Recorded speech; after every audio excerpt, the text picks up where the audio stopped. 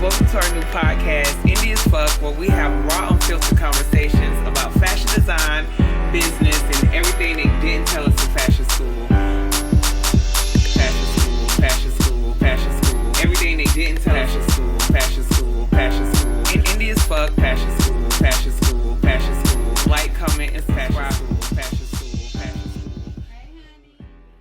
Hey Indies, welcome back to the Indie as Fuck podcast. I'm your host, Ashante, and with me are my co-hosts, the Quincy Atterbury and Chantrez Fleming.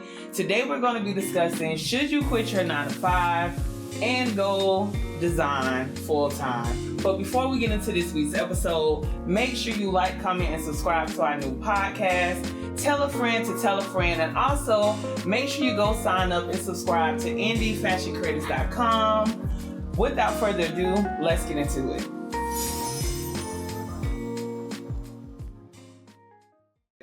So, I want to talk about what it was like before I quit my job, right? Mm-hmm. I know we all got a different story. We've been friends for a very long time, first of all, so we can give them a little history. You guys know that we went to school together. We've been friends for a very long time, but we all still got kind of different walks as to how we got into fashion full time. So for me, I was working for Walmart. If you do follow me, you know my Walmart story, but I was working for Walmart for 5 years, and I did started as a cashier, went to the sales floor, whatever, department manager, the whole nine, ended up being an assistant manager. And I just was over it because we started working 12-hour shifts. And I'm talking about them 12-hour shifts was never 12-hour shifts. Like when you say over it, you're like, I job hop. Like I remember being in retail a lot. Like fashion merchandising, trying to like work my way up the ladder within the company. Like going hard in that area. Yeah. But not really, I really didn't stay at a job, to be honest. I don't know whether it's unfortunate or fortunate. But for more than a year, really. So I really just job hop, like trying to just come up with me too, child. Child, let me tell you, I went through so many jobs, baby. I bet you my resume about 3, 4, 5 pages long. Listen.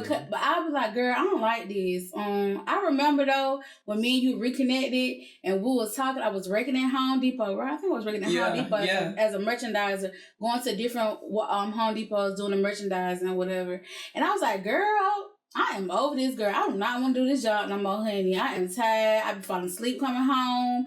I don't want to do this anymore. I'm like, girl, what you think? You be like, quit that damn job. I always tell people to quit their job. But we're going to talk about what you should, think about before you quit your job, y'all. What you should think about, and what happens after you actually quit it. But I am team quit your job. There is no plan B. There's only plan A. It has to work. And I want all the smoke. I'm more so, it depends on the situation. I'm more 50-50. I'm more 50-50. Yeah. You know me, I will keep something on the hanger a little bit. Like the Amazon warehouse flex thing. But okay, it's getting tight. I'll go work like a day or two or something like that. So it's like one foot in, one foot out. Yeah, it's like, okay, I don't have any sales. It's really low. Let me go just work at this warehouse real quick for like 5 hours or something something like that. But I haven't been back since December, like beginning of December. Right. So when I was about to quit my job, I had started CO already, but I remember I had quit like a little page on Wix. It was like a website on Wix or whatever. And in my head, I was telling myself, if I could make this salary, at that time it was $48.5, right? So that was what the assistant managers make. I don't know what they make now, y'all, so don't quote me on that. However, I was like, if I could make that or try to make that, or that would be the goal. You get what I'm saying? Close to that or something like that. But I was not making that when I quit at all. I think that when I quit, I was probably only making like $15,000 in my business. That's for the whole year. That's custom, that's everything. But in my head, it was still like, I have some sort of proof of product or whatever. And then 2, the hours was still long as hell. Like them 12 12, but they was really 14 to 16 hour shifts. Right. Shit. Yeah, I like working long shifts. There wasn't no. I couldn't do it. There wasn't no. Like when I had that job with those hours, it was like that job then, and I'm speaking years back, that job was more important, was more important than the hustle of trying to design full time, and then being early in career, not really knowing the process of design, not really having a plan per se. It was more so when I did leave that job, and it happened maybe 3 times, really quitting the job to start designing and having to go back to a job. But when I did quit that job, I was always forced to quit. Either it was just the feeling of knowing that I could make the same thing from working this job, or just not wanting to be there no more. I think that's what really be getting me, like, you know, when you get your check, you be like, what? Like, I know I could, this one sale for me? This one sale. Yeah. So basically what I was saying was, when I decided to quit, there were so many things that I had to factor in before actually quitting.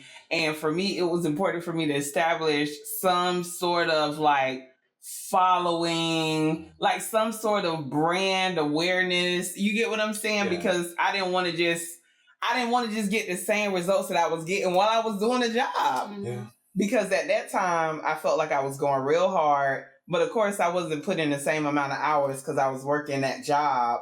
But I felt like I was going hard enough for me to get orders and things like that. But I knew that if I was able to quit, dedicate that same amount of time, I'll be able to get more out of it, basically. Yeah. So that was kind of like my thought process. But I still was scared. So I remember like calling like everybody. Like, I had the same conversation with, like, I felt like 20 people. I do feel like about 5 years ago, the work ethic it took to actually design for yourself full time is not the same that it takes, you know, nowadays. So it was a little easier to, like, maintain a full-time job, 9 to 5, 10 to 12 hours, you know, to make those financial funds to try to, you know, fund your business. Yeah, but it's like, you know, while you're doing it, and you see your paycheck, and then you're thinking like, man, like, I really just worked like a week or 2 weeks, and I made this, and this is like one dress. Yeah. I think that was really what was getting me like, darn, so what if I just dedicate more time into my craft? Well, that's what I was just going to say. What do you feel made you take the leap? Like, what was the final straw for you that was like, fuck this, I'm about to design full time? I feel like I'm a boss. Like, I'm a boss working for these people, this company, and I feel like, why am I here? You know, and it started, my coworkers,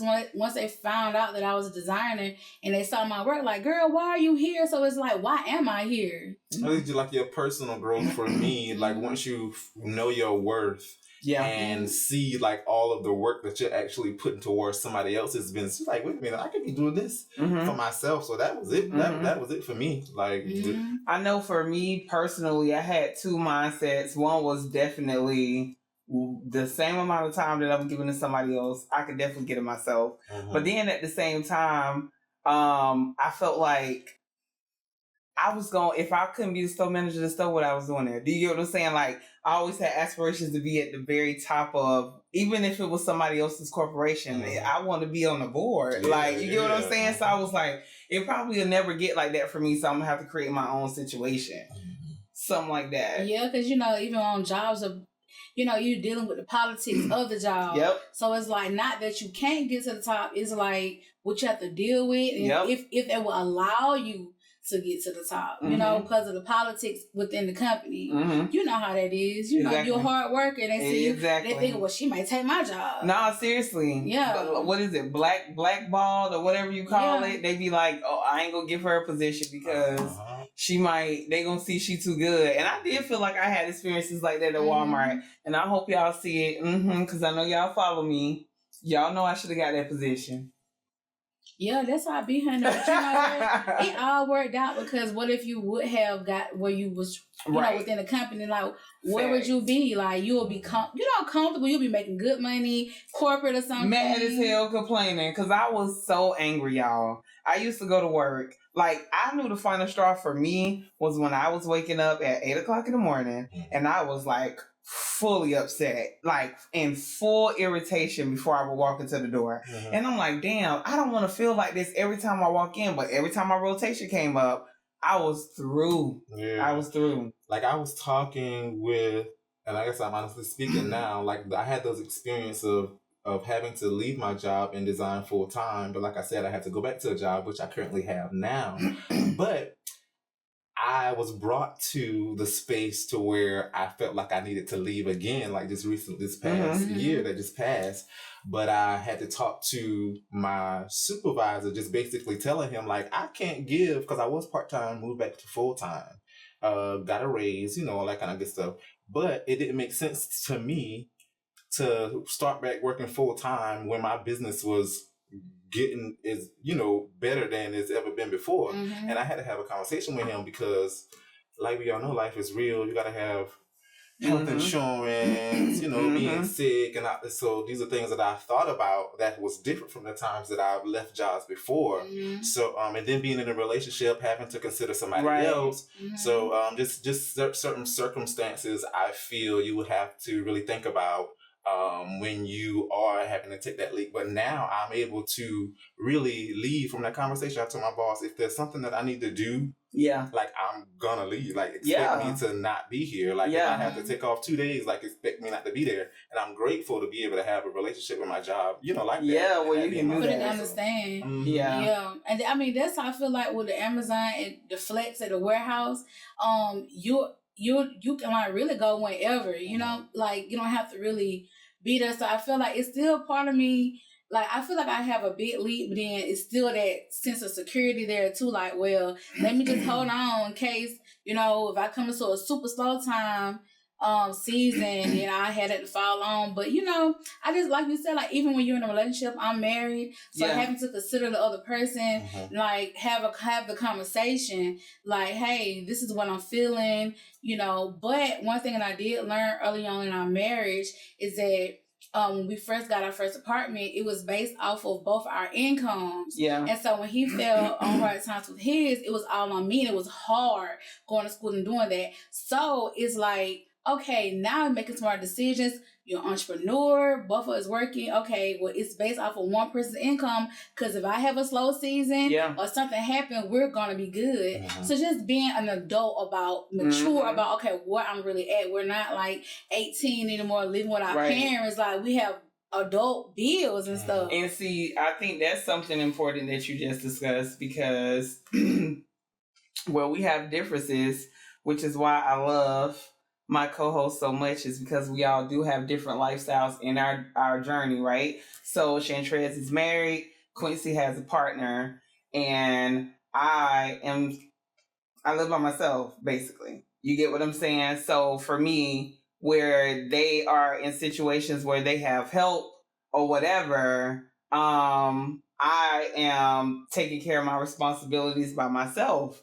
And so if you're thinking about quitting your job, just like they said, if you're by yourself, you got to factor in, how am I going to make this thing happen, whether it happens or not. But if you have a partner, you have to factor in, one, telling them that you're going to quit and what they feel about that, and then what comes along with that. And I know that for me, having a friend that is married and that has a partner, I know that it still is not as easy as it seems. Like, do you get what I'm saying? So, like, where I feel like I may feel like, well, you have help or whatever, now in the experience, especially in the design experience, because it takes so much than it gives, it's still not like, it's really like, if you don't have a lump sum of anything, it doesn't matter if you have a partner to help you or not.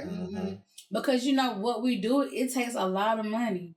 Yeah. It's a lot. It's different, because in order for us to make it, we have to have money to make it. Like, we have to purchase fabrics, materials. You know, you have the website, you have to pay that monthly. You have there's always something coming out. Yeah, so you have all these subscriptions that we have, Dropbox, all of these things, and it's like, so regardless if you're making a sale or not, all these things still going to be billed monthly. So it's just a lot to it, and you know, but it's really good to have a partner that truly understands where you're at, and then a lot of times having to revisit some of the same conversations about where I'm at. You know, something different because it can get tough. Like, you know, I mean, it can be rocky, but it's ups and downs at the end of the day. You know, if y'all on this journey together, then y'all gonna just roll with the punches, and y'all gonna be up together and down together. It is what it is. When I'm up, and he balanced me out. So, you know, let me ask you this: what are some things that y'all feel you didn't think about before you quit your job? Like, for real, like now that you've actually quit, right? What next? I think for me, how important it is to really be consistent with having your brand awareness online, like posting that stuff. Because in your head, you're like, think about this. We were born like in the, you know, the late 80s or 90, and we come from like social media, like, oh, that's just social media, but it's not just social media. Like, you know, it's like, it's very important to post. I struggle with that, you know, and so I've noticed with this prom season, I was not posting prior to prom season. I wasn't posting as much. Now that I'm posting a lot, I'm having more orders. Results. That mean more money. Yeah, so it's like it's very important. So that's what I didn't think about. Okay, I really need to be consistent. If I am failing in my business, it is because of something that I'm not doing. You know, I like that, and it's accountability. Yeah, it's accountability. Yeah, the investment. Like I'd say, what I didn't think about was knowing or realizing that I had to put more time than I put into, you know, working a full-time job, like getting up early and late nights. And like I said, investing, if not the finances, that time into, you know, what it is just said that you wanted to do. So yeah. And I think for me, I was going to say, I think I didn't realize how cutthroat I would have to be, like, in my approach to everything that I want. Like, do you get what I'm saying? So it's like, if I want that following, I got to go out there and find it. If I want that booking, that client, I got to go out there and find them. If I'm not making money, I got to figure out how the fuck I'm going to make money. And I just thought about another thing, what about your social life is different from when you work? That's what I was just going to say. Oh, girl, I am so glad that you said that. Social life. That's a, oh my God. What I need to say about that is what we don't realize is how much your social life changes. So what I mean by that is that what about all the things that you cannot make it to now? And I'm talking about, I am almost probably looked at by some people as she not going to show up. Like, I ain't even going by her. She ain't showing up. And it's not that I'm not trying to show up. It's just... But, you know, I think over the last past year, though, you have shown some more things. And I feel like you really made an effort. Like, okay, well, I'm gonna go to this. Yeah. You don't have to spend hours and hours at no event. You know, just go have a good time, take some cute pictures, get some cute footage. Yeah. Go home. I mean, but that time management is really hard because your social life changes. You go from interacting with people every single day to being by yourself, especially with what we do if you don't have associates. And if you do, you ain't got that many unless you got a big corporation. Real friend, you find out who real friends are. I know for me, like, friends dropped off, not because they were bad friends per se, but because, like, when I was around them, I felt like I was wasting time. Like, if we ain't talking about making money because I was a business owner, it was like, what are we doing for But real? then let me ask you this, though, because I was actually reading something the other day that was kind of talking about that, and they were saying, like, as entrepreneurs, that is something that, you know, you start to feel that once you become an entrepreneur, if nobody around you is really walking in that same speed, talking about the same things or whatever, but what about when you come to recognize in the journey as well, like, those same people, like, y'all just don't share the same interests? Do you get what I'm saying? Like, what I'm trying to say. What's the word?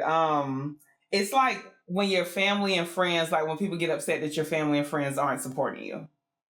You get what I'm saying? And so you realize that your family isn't your clientele. You get what I'm saying? Like, I feel like it's kind of like your social life also changes in that way, but it's not always in a way where if you're not doing the same thing I'm doing, we can't rock. But I feel like you have to get a little far in your journey before you recognize that you don't have to rock the same way that I'm rocking for us to rock. But when you first become an entrepreneur, sorry, it took me a long time to bring that around. But do you get what I'm saying? Like, when you first become an entrepreneur, you feel like if you ain't doing the same thing I'm doing, it is what it is. And I feel like ain't nothing wrong with that, right? Because of course you need that motivation and everything to get going. But I do feel like there comes a part in your journey where you have to recognize like the people around. Maybe that's where I'm at now, where I'm just like, I recognize that everybody don't got to move at the same speed that I'm moving. I'm seeing my friends and family for who they are and how they move, and I'm respecting that now. And I'm not judging them because they're not posting when I post, or they're not. Does that make sense? Because entrepreneurship will make you start looking at everybody crazy because you already looking at yourself. Yeah. I get what you're saying. Does that make sense? I'm sorry. And I feel like over time your interests can change, and then you can, what you was interested in, the conversations that you used to have, you're really not interested in those things anymore. And that it's kind of like once you start elevating it, maybe like in your entrepreneurship, and you kind of can start to realize that sometimes the people around you, we really don't have the same interests. Like, we're really I guess you can kind of see the difference in and what other. Makes them different is what I like about them. Does that make sense? Because for me, I'm gonna just tell y'all this. I feel like I was one of those friends back in my time. I'm working on being the best friend that I can be to the ones that I love the most. However, I do feel like back in my time, right, because I'm a Capricorn, right, real hard work driven, so I feel like everybody around me got to go at the same speed. But I recognize that it's just not how the world works.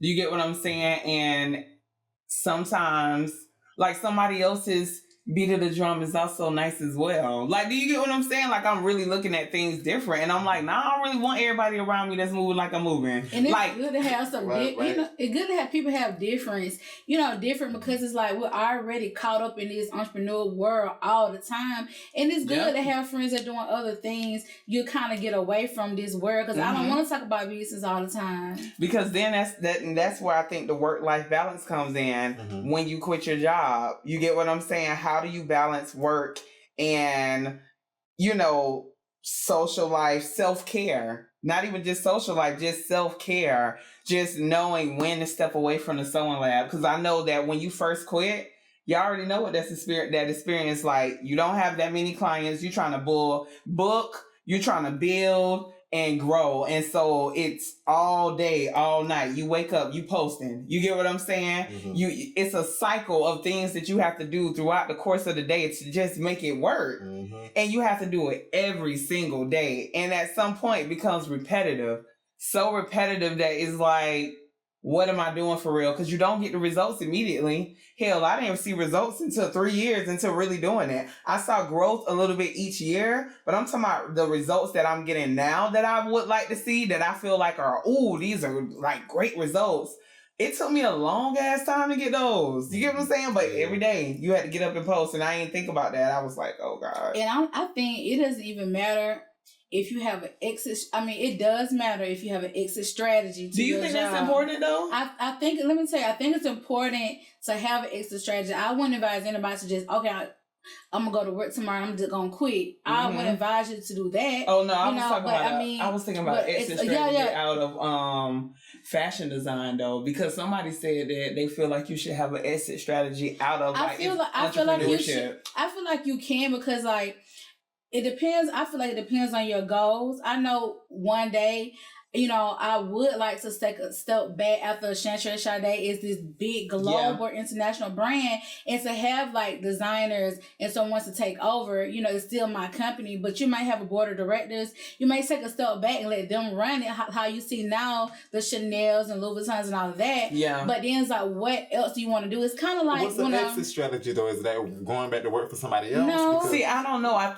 think that what they meant by exit strategy as it relates to entrepreneurship is knowing when to move on to something else. Yeah, I feel like, because that is something about entrepreneurship. You got to know in your journey, which a lot of designers don't know, which is why they spend a lot of years like broke, busted, and disgusted, is because they don't know when to tap out. What I mean by tap out is like, if you tried, it's not worked, it's okay to move on. It's okay to be like, I started in design, now I'm a stylist, now I'm a makeup artist, now I'm a, you know what I mean? Like, it's okay. That's what I mean. Like, you get what I'm saying? Like, and it don't mean that you can't design. I feel like that all brings us back to, like, the whole reason on why we would quit our job in the first place. That reason why we quit our job, or why we are planning to quit our job, why we feel like we don't need to be here, whether it's to do something in particular, or you have that entrepreneurial spirit, whether you feel like, I need to be the boss of something. Regardless if I'm a designer, I'm gonna be an entrepreneur in something. Right. But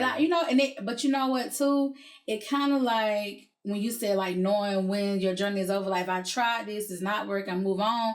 But then sometimes you gotta think about, okay, what is the why though? Why am I doing this? Yes, and I feel like my why is I can't see myself.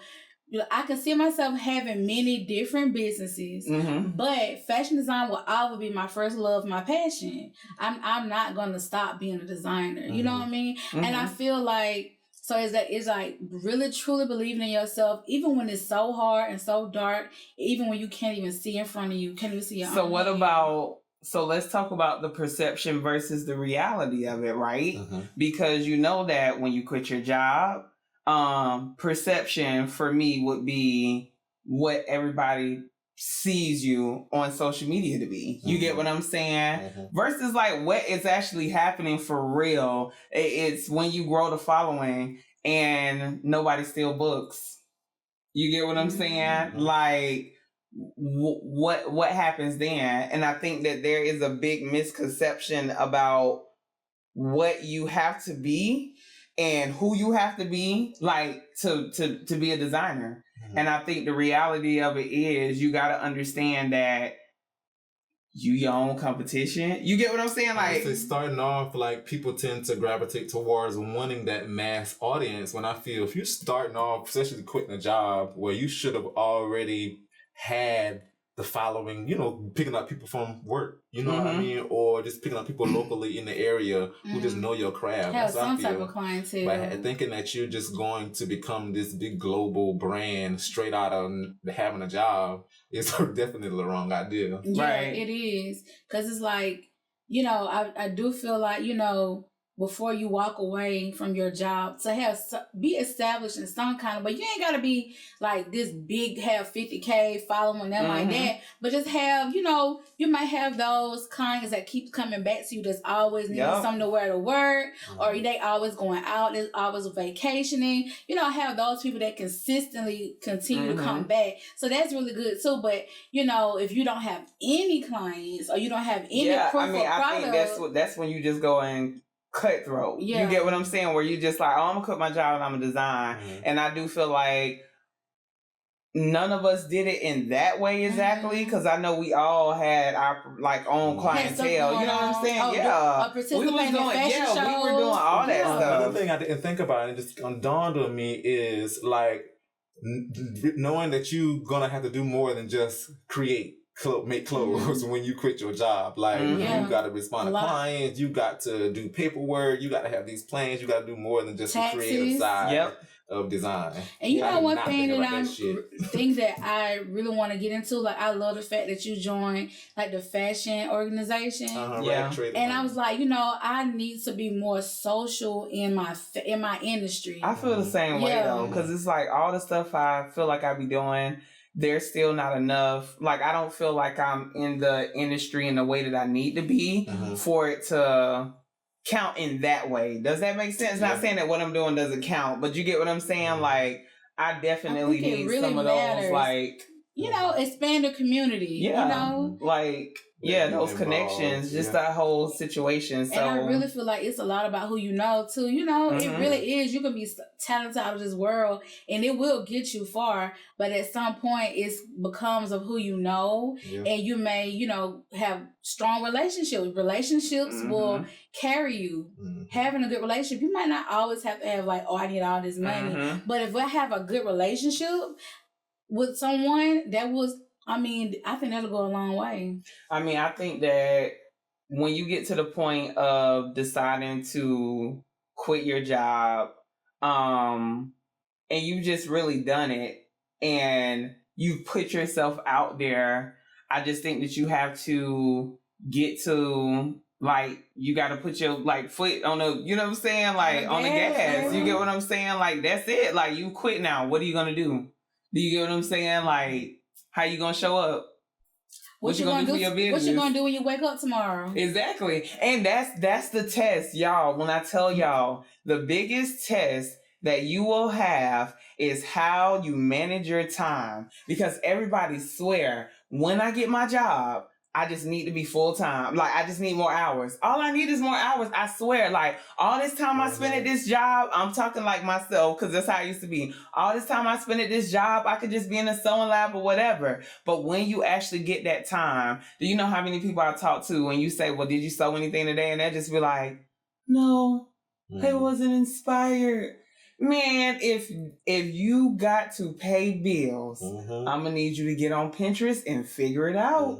You get what I'm saying? Like, there's no options. It's non-negotiable. But you know what?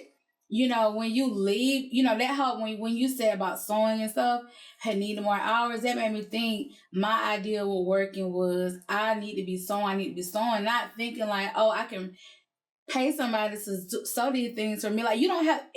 It's so many ways that you can walk away from your job. It is, but I would say you wouldn't quit your job and pay somebody to sew it. So if you quit your job, you need to be in there sewing. Like, you can be working. You get what I'm saying? Like, I'm saying, like, you know, but if you, like, I'm saying, like, you don't say, like, okay, you don't want to quit your job or whatever. You're not ready yet. So yeah, she talking to y'all, because I'm like, girl, we having a different conversation, but it is for those people, like, if they, like she's saying, like, you don't have to do fashion one way. You don't have to sew yourself. You get what I'm saying? You can pay somebody else to do it. I absolutely agree with that. But I do think for most people who don't have a savings, right? Or not starting with a savings, not starting with any real capital, you get what I'm saying? If they're not starting with any of those things, it's just them and they really, really want to do this, which was us, right? The fire was under our ass. We had to do fashion.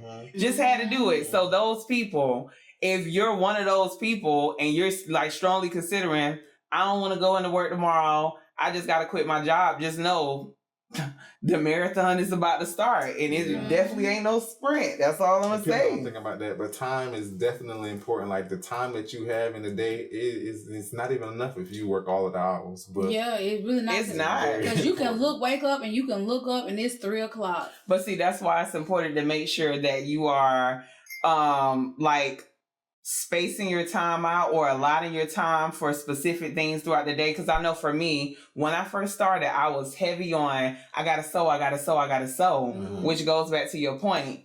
You have to, you know that you're, now I'm not saying that you don't sew all day, because I do know that during prom season and things like that, we sew all day, right? But in most cases, I wouldn't want to book my schedule to be sewing for, you know what I'm saying? Like, 10 of my 12 hours or 7 of my 8 hours. You get what I'm saying? So for me, getting up in the first thing in the morning, allotting some type of operational time, because I don't think everybody think about how important it is. Like, your operations, for people who don't believe that they have operations, right? Because you're maybe just starting. Your operations right now is you waking your ass up and posting on your social media. That's just operation. Go ahead and get it out of the way. Like, you have to, because how else would you make money, get more clients? You get what I'm saying? And even if you don't know what suppose, like maybe you was working on something the night before and you got like a little snippet, you sewing something or anything, you can post that, anything. Exactly. And that also goes back to your point of self-care, not spending all day. Okay, exercise, maybe first thing in the morning, maybe you may like take your dog walking or work out for an hour. Get yourself together for the day, then jump into your day. Because I feel like for me, once I start going in that lab it's really hard to pull me out of there. Like, so. Yeah, I think you got to find that balance. If you're going to, whatever you got to do to get you going. And I think whatever decompressing is important as well, because I am a firm believer in decompression after a long work day. So I like to start early and try to decompress later, and like I would want to stop at a decent time. So most of the time, like if I'm in the sewing lab later, it's because somebody else here, but it ain't because I'm really doing something. Do you get what I'm saying? I believe in like 9 to 5 hours for myself for CO. Swear to God, we 9 to 5. Just thinking about it right now. And I believe in all I can think about is, damn, I work a lot. I have to work a lot. You do. You do. But when you first leave, you're like, look, rent due next month. These bills are due. When the I gotta 15th get it come, going. you literally start counting down. That's me. Like, it's the 15th, it's the 16th now. Soon as the 15th hit, every single month I count down. All right, we got rent, we got this, we got that, we got all these things that come out on these certain times, and that's why I align my whole thing. Like, y'all got to do what y'all got to do to make it work for you, because once you become full time, you are responsible for making sure your payments come in a timely manner so that you can take care of your bills. It's going to be hard as hell because you're going to give hard dates and everything, and people may or may not pay. Those real things happen, but it's like, what are you going to do when that happens? And that's the reality that a lot of people don't talk about, but a lot of us deal with. What happens when the customer don't make the payment, but you was booking on it and that was going to pay your rent? What are you going to do? You going to tap in, tap out? You know what I'm saying? Yeah. Do you fall in? Like, what we roll in the ground? Pick up another source of income. Okay, what's another hustle I can do? It's something else I can do to fill that gap in. That's it. And I feel like that's where a lot of, and one thing about the pandemic, I feel like it birthed a lot of entrepreneurs. Like, I got to fill the gap in, going to work. Multiple hustles. I don't feel like I want to risk my life going to this job. Okay, what can I do? Can you do hair? Can you do makeup? Can you do graphics? Can you sing, baby? Can you do make some beats, baby? What can you do? Baking cakes. I'm selling waffles. You want to be a dog walker, house sitter. What? Anything. That's real. I feel like when you're an entrepreneur, I feel like all bets are off. Whatever you need to do to fill those gaps in, as long as it's legal now. That's it. I feel like you did it fill them gaps in, do what you do. And I feel like, once I had built strong relationships with entrepreneur friends like you guys, it really helps to have other people that can relate to you, because at the end of the day, you can have a best friend from childhood all you want to, but if they're not walking in this way that you're doing they really can't grasp what it means, because in their head they may think, why don't you just go back and get a job? But no. It don't work like that. No. And that's important, because I know definitely I've had some real hard conversations. I remember some hurtful conversations I had with people about my decision making to be a designer. You get what I'm saying? And you really got to hang around people that understand your journey. And I do feel like majority of my friends are designers, and people think that you can't be friends with designers. But at the end of the day, y'all the only people that get it. Like my designer friends, they're the only people that truly get it, or other entrepreneurs in that aspect. I do have family members that get it, but they're entrepreneurs as well. Do you get what I'm saying? So I do feel that not to have the compassion or empathy, you have to be an entrepreneur, but I do think to possess like the truest compassion to what we go through on a daily, you have to have some experience to entrepreneurship to get it. So it feels really good, being able to vent to your entrepreneur friend and they understand. And I feel judged. Yeah. Not feel like looked at weird or crazy, or just feeling understood, or just like somebody really knowing like what it feels like when somebody does not pay they invoice on time. Like what it could really do for you. And if you're having a hurt moment about it or whatever, and I'm talking from real experience, it's like having somebody to truly understand it, y'all. Because I be feeling crazy. I feel like as an entrepreneur, I feel like you do feel crazy. You're like, why? Yeah. Like, why? You know, sometimes I'm like, why am I doing this? Because talking about a job, I feel like I don't have a 9-to-5 job. Honestly, I guess that's why I'm able to have this conversation. But it's the mindset. Because when I go into work, I guess I've trained these people to treat me like, my brand, the Quincy Atterbury. I walk in there like, I'm not no worker, just like, that's how but then your job is like within the industry too, so I feel like that really like helps. And there are people within my department to where they aspire to be designers too, like they have their own business. So really seeing you walking that, being able to be that with liaison or whatever really for them to see. And I got this one girl wanting to like intern and stuff like that, so I'm testing her out at the job. Let's go, honey. What you know how to do, sis. Right. Yeah, so it's like you're not really detached from your brand. You're still in it. You in a different, I guess, a different realm of it, but you're still in it. But I think that's go ahead. That's helping me stay there.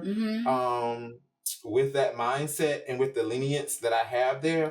Also, while I'm there, I'm having the conversations with my partner, and in my mind, I am making a plan for when I do plan to, go design full time without that job. And it's to a point to where I'm comfortable to see myself designing full time without those finances. Like, of course, healthcare and stuff like that is good with the job. And those are one of the things that I'm making a plan to have to deal with and have when I don't work there no more. And see, that's what I think is so amazing is that I know Quincy can definitely speak to being full-time and not being afraid to go back to get a job once you've gone full-time, pretty much. You get what I'm saying? Because you talking about going full-time again, it's again. You get what I'm saying? So it's just kind of like not being afraid to go back and get a job if you need to. And I know I can't really speak to that, y'all, because when I tell y'all, when I say your sis all in it, somebody say go get a job, I might bite your head off. But I really admire people that can just go back and get a job, because for me, it just ain't that simple. I feel so invested, and even like I feel like I can't. Even if I wanted to, I just feel like I can't. Does that make sense? Like I feel like that not googly eyed, but like this shit got a hold on me. Because it's so much. Where am I supposed to go? I got so much operational stuff going on. What am I do? You would be thinking about that shit while you I'm talking about like I could just see customer emails just coming in and just going in on me, and I'm like, hey, I was at what? Yeah, when if I keep my phone on ring, everybody hears it. When it rings, dings, I stop. I be on. I was like, I can't. Cause my mom won't let me concentrate on somebody else. Give me that effort. So, anywho, I hope you guys. We're gonna go ahead and just wrap up this episode. We really hope that you guys learned a little bit, especially what you should really consider or what you shouldn't consider before quitting your job. Because at the end of the day, y'all, it is tough, it is hard, and it's gonna take really everything in you. Like when I say everything in you, it's gonna take everything in you. Like, and there's gonna be so many days where you feel like you want to quit, so many days where you feel like you want to give up, so many days where you feel like nobody is supporting you in the way that you want, and you still have to do that thing that you feel that nobody is doing, you feel that nobody is supporting you on, you still have to do that thing. And so my question is, what are you going to do? What are you going to do, and how are you going to show up for yourself? And that's what I think about every single day. What am I going to do now? If you can't pay the bills, how are you going to do it? And it's like, nobody's really going to truly understand what it is that you need. And you got to remember that this is your dream. And that's something that I had to really learn and understand when I quit. Because, when you quit, you'll feel like, well, somebody else should be responsible for what I got going on. But at the end of the day, this is your dream. And so what are you going to do to make it happen? And so that is what I'm going to leave them with. Y'all got anything y'all want to leave them with? I feel like it's your vision. Nobody's going to see it. You can't expect for anybody to see your vision the way you see it, because God gave it to you. That's so it. at the end of the day, you see a vision, that's all that matters, and just see it through. Mm-hmm. Y'all already know we all different, so your lane is your lane. Stay in. Mm-hmm. Oh, and also, just as it relates to being your own competition, I think it's very necessary that you understand that although you're gonna feel like everything is up against you because you're trying to grow this thing, you just got to remember, like she said, Chantrez, your why are you doing this thing, and understand you are your only competition. You got to prove yourself to you. Whatever it is you got going on is you got to prove yourself to at the end of the day. So we're going to go ahead and wrap up today's episode. Make sure you guys like, comment, and subscribe. We're going to go ahead and get into some tea time, honey. Now let's get into the tea.